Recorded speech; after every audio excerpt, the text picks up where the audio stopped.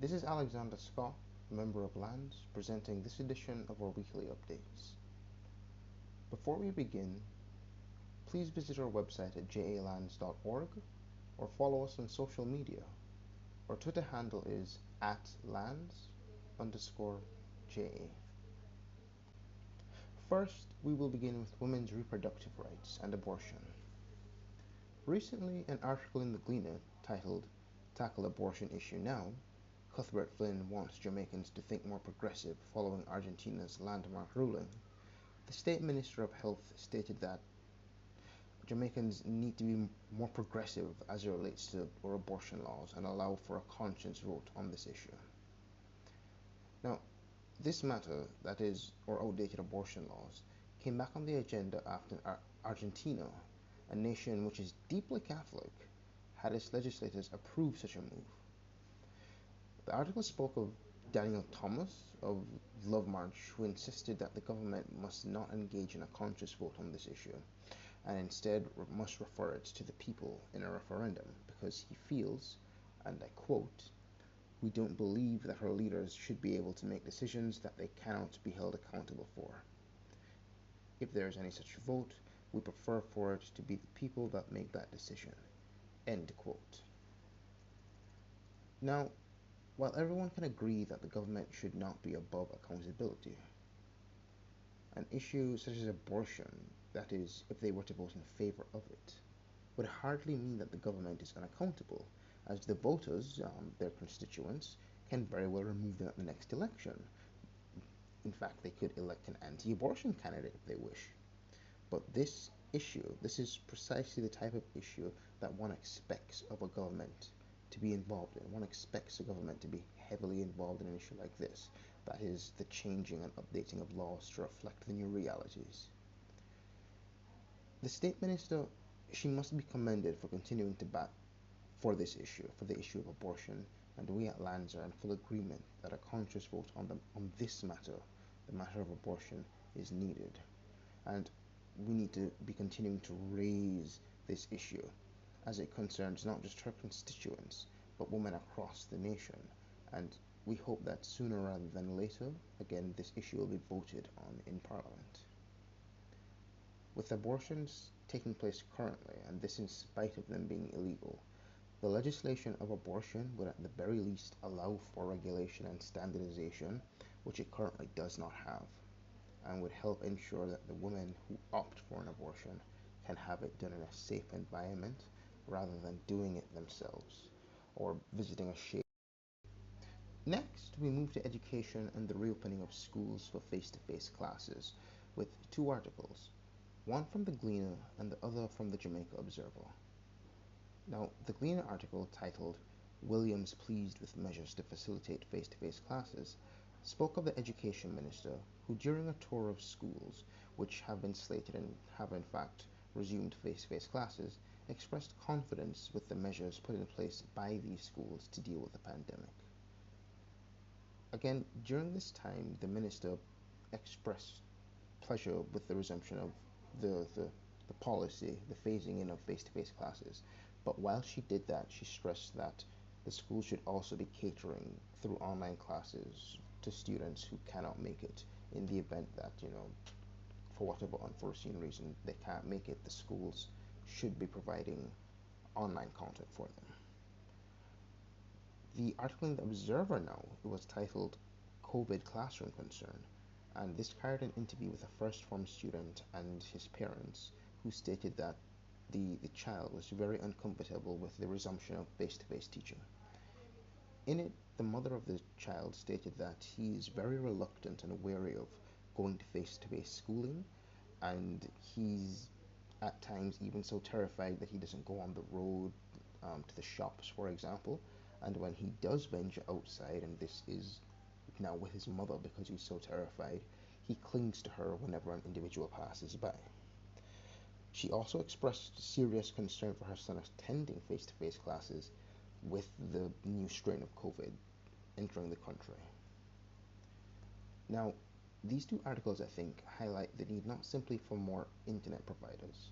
We can already see that, as the minister said, if we're doing this, we need to be providing connectivity for children who cannot attend physical schools, but it also shows that we need more funding for schools in generally so that they can be equipped for what seems to be this permanent transition towards mixed teaching.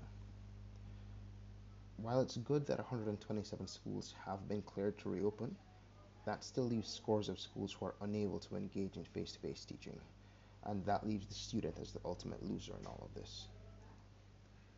The incident in the Observer, it also highlighted the need for more investment in the mental health of our students and the nation as a whole. The resumption of face-to-face classes, as noted by that article, will be met by high degrees of caution and sometimes straight up fear from both teachers and students, and it is important that any major investment in the education system takes the mental health aspects on board. That, along with being deprived so long of human interaction, deprived of being around others, is going to take some time to get back into the fold of just quote unquote normal interaction. So that must be tackled in the schools, especially as they prepare for this new form of teaching.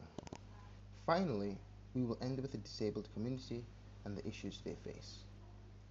In an article titled "Hendricks Wants Government to Give Teeth to Disabilities Act," Dr. Christine Hendricks, the Executive Director of the Jamaica Council for Persons with Disabilities, noted that the implementation of this act, that is the Disabilities Act, would ensure that the group which she is the head of, the JCPD, would act as the watchdog, ensuring that its implementation is followed.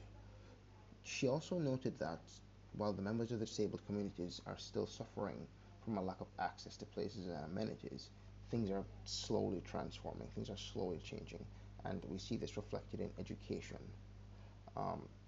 She pointed this out. The example she used was that with the forced starting of online classes and e-learning and all of that, members of the disabled community are now better able to access not just educational material, but the content as well.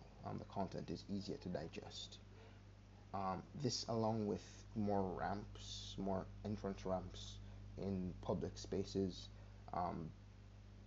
are pointed out as good moves. However, a comprehensive internet plan is needed to ensure that the disabled students are not placed at a disadvantage in the long term when compared to their able-bodied counterparts in the field of education. Now, the move to implement the Act, the Disabilities Act, it's a welcome one. Members of the disabled community have long been given short shrift, and to have the JCPD, again the national body representing the disabled community, ensuring the enforcement of this act is a praiseworthy move. More needs to be done, as noted in the article. Many places may have ramps entering the building, but they have no exit ramps. Disabled persons still face discrimination in employment, and they find something as simple as walking and crossing the street extremely difficult because we have not constructed a society with them in mind. This act and its enforcement must be the first step as we aim to build a nation and a society which has every citizen, be them able-bodied or disabled, reaching their full potential. More needs to be done to ensure that this group of Jamaicans can access and take advantage of the things we all take for granted, and we must continue the trend where we have gone from seeing members of the disabled community as helpless persons who need our charity to having disabled persons not only entering our schooling system but rising to become doctorate holders with all of this, members of parliament and members of the Senate. We need to change that mindset, and the first way we can change that mindset is by constructing a society in which they're comfortable and where they can live with dignity.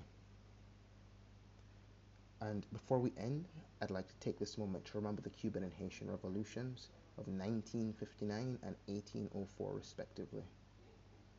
Those revolutions showed us that we are able to take our destinies into our own hands and have continued to act as a beacon and a touchstone for those seeking to build a more just world.